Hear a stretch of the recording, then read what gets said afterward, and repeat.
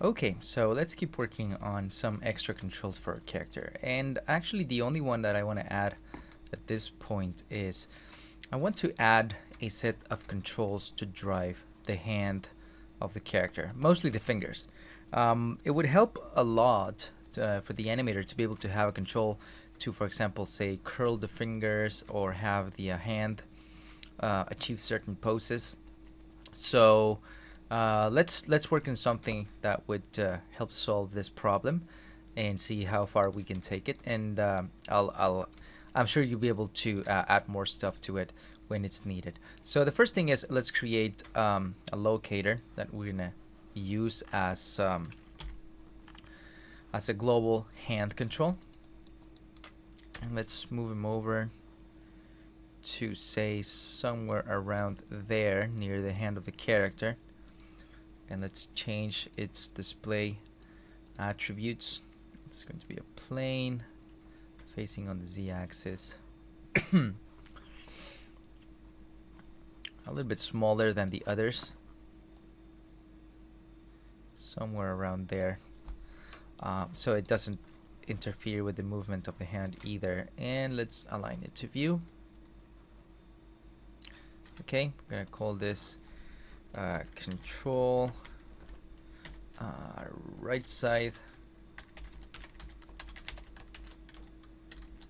global hand control. I think that's what we're calling them. Let's take a look.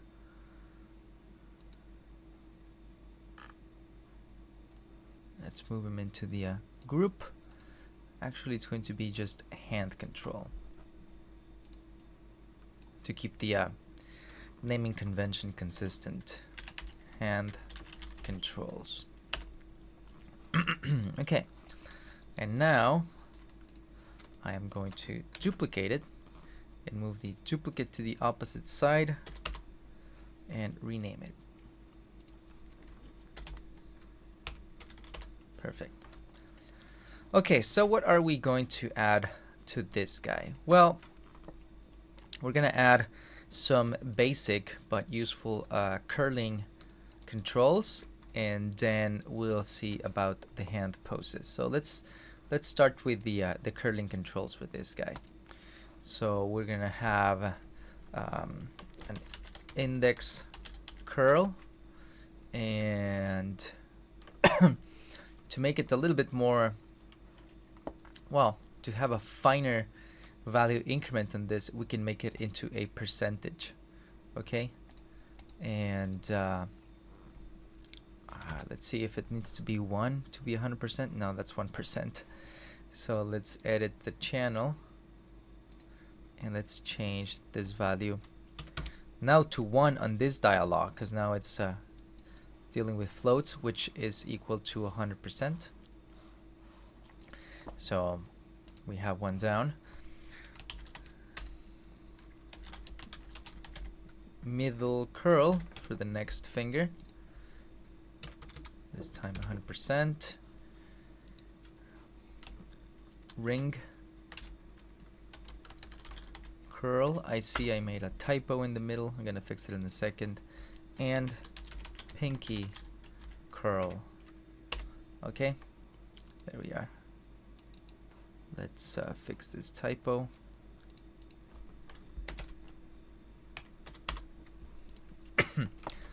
Okay, so let's get to work with these 4 channels for now. I'm gonna go into my schematic and let's create a new workspace. We're gonna call this one Ace Hand Controls. I just want to check that the name, yeah,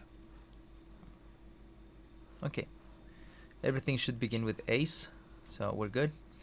All right, so let's bring in our new locator, and let's start with the index finger. So the items we need to drive are these 3, okay? All right, so we have these 3 locators. Now, what are we going to drive in them? Right now, these locators are being driven manually. Like I rotate them like so. So I don't want to lose the ability to do that. I don't want to wire directly into them, because then we're going to have an unfortunate situation where the animator cannot animate the hand anymore. It's all driven by external control. So we don't want to do that. So the way to work around that is there's two possibilities. We could create parent locators for these guys. So each one of these controls would have a parent, and then the parent is what gets driven by this. So that means I would be using these controls to drive those parents, and then the controls are under that, so they would follow the movement. The downside to that is I lose the ability to select the entire hierarchy like this, because I will be selecting the parents too. So what I'm going to do instead is take advantage of the fact that Modo can create multiple transforms for each item. So let's say, for example, let's go over here, and we're going to say we're going to add a rotation channel. So we have a new rotation transform. Okay, let's rename it, and I'm going to call this one driven by the curl controls. Okay, now I know this is my driven channel, and I can add those channels to the schematic. And actually, I don't need all of them. I only need the Z axis, so we can remove those. Let's do the same for this guy. Well, before I do so, I want to show you something interesting. So we have this Z rotation channel, okay? And this guy is it has a value of degrees. Okay, so if I wire this directly, and then I try to do my curling, well, nothing is really happening, because I have a value of 100% that when transformed onto float values becomes a 1. So that means that the value being received is 1 degree. That's the rotation I got. So we need to either multiply this or drive it in another way that will get us the correct value. So in this case, let's try a math multiply node, and let's multiply this. Let's see by how much we need to multiply it. Oh, it's in the other direction. It's a negative rotation. Let's say that that's the how much I want to multiply the the value, so I get a rotation of 78 degrees. Okay, let's round it off to 75. However, as you can see, something very awkward happened, and it's that my control item, it's now somewhere weird in space. It moved. Let's try this again. If I reduce the value, goes back, and here it's rotating but moving at the same time. Okay, so what's going on? Well, what's going on is that the order of my transforms is not the correct order, because I have first my scale transforms. So we have, this is the actual scale transform that is used by the UI, and this is the one that is stored additionally because of the 0 operation that I performed on the controls. So then we have this rotation, and then we have this stored rotation transform, which has my frozen values, and then finally we have here a transform with a position. So what's happening is my item is getting a position transform, and then it's being rotated, and what I want to see is the opposite. So I'm going to take this rotation transform, and let's move it down. sorry, over here, before the first position transform set of channels. So let's see what that does. As you can see, now my item is rotating and staying in place. Okay? So that's something that is very important to observe when you're doing these kind of layered setups on a channel list. You need to be very mindful of the order of your transforms. Otherwise, you're gonna see all these funky problems. So let's do our second joint on the hand. So let's add another rotation. Let's rename it.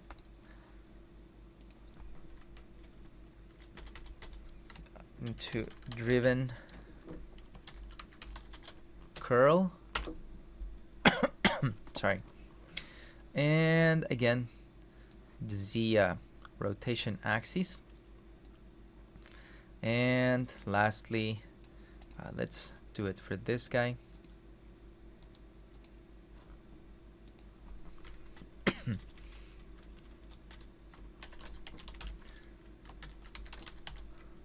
Okay, and also z-axis. So let's see how I need to multiply these guys for them to rotate correctly. Let's see, let's take our control back to 100%. Okay, and let's add over here another multiply. And another one over here.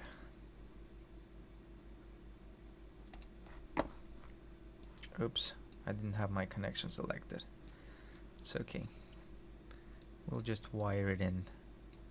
Okay, so let's take this guy and start adjusting the value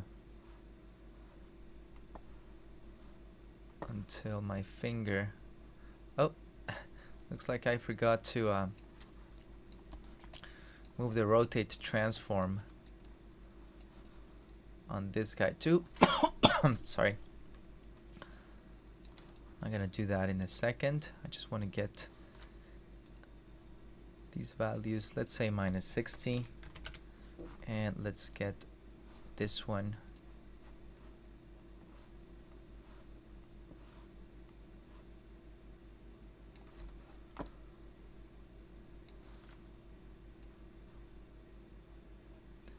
okay. I need to fix the there, let's say -62.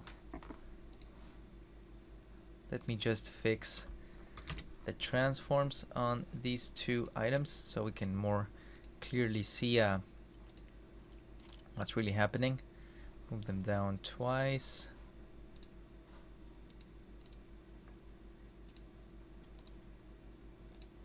There we go.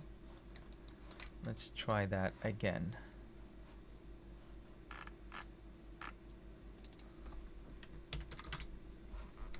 All right.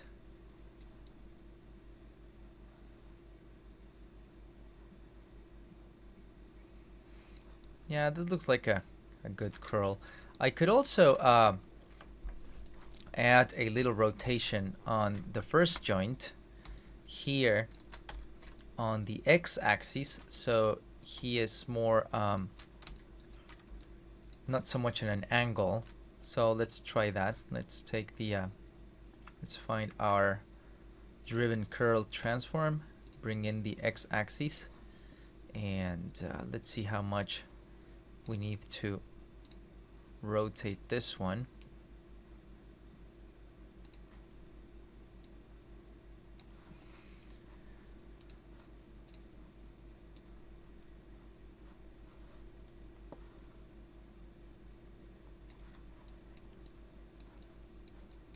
Let's see what this is doing over here. That gets it closer. Say -10. And we can also rotate it on the y-axis a little bit. Well, no, not really. I'm just gonna keep this guy on the x-axis. Let's try a little bit more. No, that's too much. -20. There.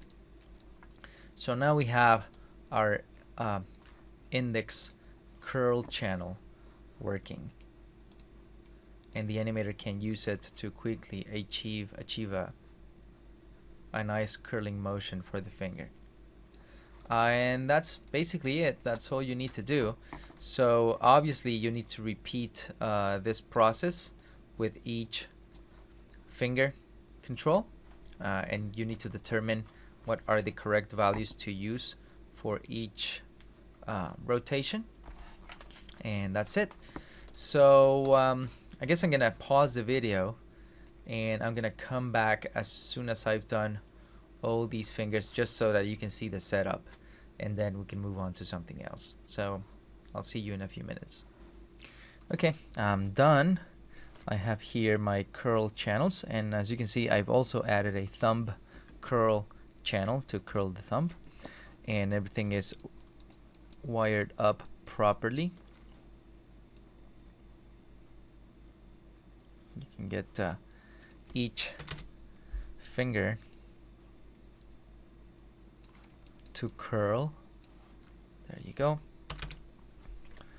I could potentially not limit these channels to go from 0 to 100 to also give the animator a little bit of extra wiggle room in case he needs to exaggerate some hand poses. So I'll leave it up to you to decide if you want to do that or not, but I guess you get the idea. So everything is properly wired up, and this is the rig. As you can see, all I did was add each control for each joint on each finger, and each one of these has their multiply nodes, which has a different quantity depending on how much I needed to rotate the fingers on each axis. I'm sorry. And due to how they're oriented, the first joint on each finger needed to have its 3 axes of rotation driven by different amounts. So you can see that I'm using different amounts for each axis to get the fingers to go in the right direction with relation to the rest of the hand. So that's pretty much it. And now the nice part about this system is that even though that you could be using these controls to perform to achieve a certain pose, you can still go and rotate manually each control if needed, because these guys still have an independent rotation main transform. So you can set any value here, and this one is the one being driven, this one right here. So both systems work in conjunction. Like if you go back and change the curl for this guy, you will see now that you still have a rotation stored here that you probably need to get rid of. So both can be used at the same time. Now I want to add some spread channels to the hand controls too, and let's first add the channels, and then I'm gonna show you a trick on how to use them in a more simple way. Let's go to channels, user channels, and let's call this one index spread. There is no spread for the thumb. Middle spread, ring spread, and pinky spread. Okay, so we have our spread channels over here, and what I want these guys to do is to spread the fingers like so. So I can take this and open it that way, and this one a little bit, then these two guys in the other direction. So that's what I want to do. So instead of going and adding a new rotation transform and having then another transform on top of this one, because it starts to become a little bit more complicated. You can do it that way if you want. There's absolutely no problem in doing it like that. But I'm going to try a different approach, which is, I know that the axis that I'm trying to drive is the Y axis. That's the one I need to rotate. So I can see that in my setup here, the y-axis has been driven right now by the curl. But there is one way to also drive it using the spread. So let's take, for example, this guy right here. Oops. Yeah, him. So it's this joint right there, right? This control. And it's on the y-axis that we want to rotate him. What we can do is insert a math multiple add node. So this node is going to allow me to add several channels coming into it, and that will be the final result fed to the transform. So what I can do now is I can take my index spread channel, assign it as an input, and then add here another multiply, so I can drive it using a different value. And let's see how much that would be. Let's first set the spread to 100, and now I can start to let's see, 35 degrees. That's too much. That's too much. Well, superheroes are very flexible, but let's say it's 20 degrees. That's what I want to do. So now I have this spread value feeding also with the curl value into the same channel. Okay, which means I can also go back and still use the curl and the that's the thumb. You see, my index is curling, but it's also spread out at the same time, and I can reduce the spread and go back to 0, and I have just a curl. I can increase it, and I have both. Okay, so that's how this works, and it's a little bit more simple to do it this way. So let's continue and use the other Y channels of each control for the first joint, and this is going to be the mid spread, and let's again multiply it by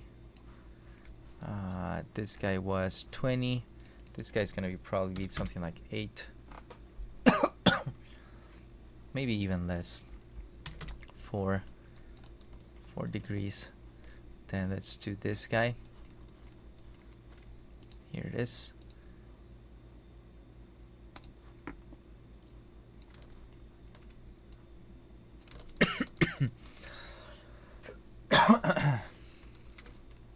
And he's going to be driven by the ring spread.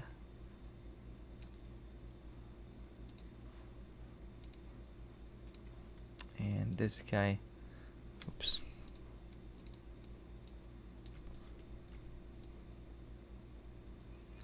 We're going to multiply by, let's say, -10. That's too much. -5. And lastly, we have this guy. But this guy's not going to be spreading on by itself. He's going to have a little bit, but I'm going to show you what else we're going to do. So first our math multiple add, and now let's go to the pinky spread, and here to the inputs, and now to the multiply. Let's bring it down, and we're going to multiply here by let's see, no, -15. And when you spread your hand like this, we need to also use this joint right here, because this guy also rotates when you spread your hand. It's not going to be a lot, but it's going to be it's part of the motion of the hand. So let's add that joint, And let's give him its new transform.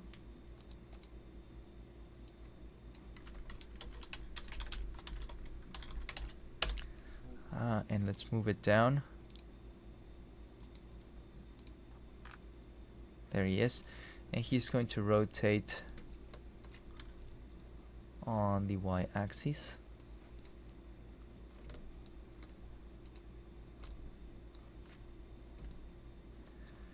And let's see how much that's going to be.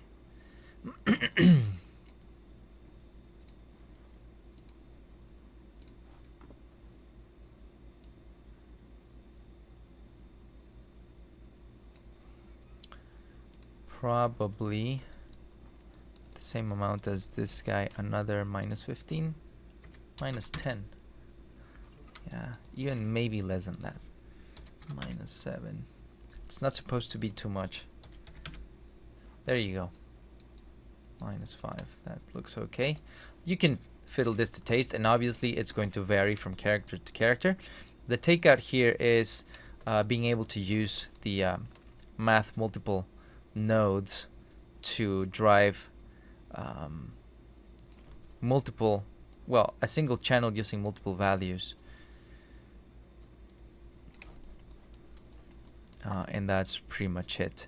And we're going to use the same technique in the next segment, where I'm going to cover some hand poses for our character.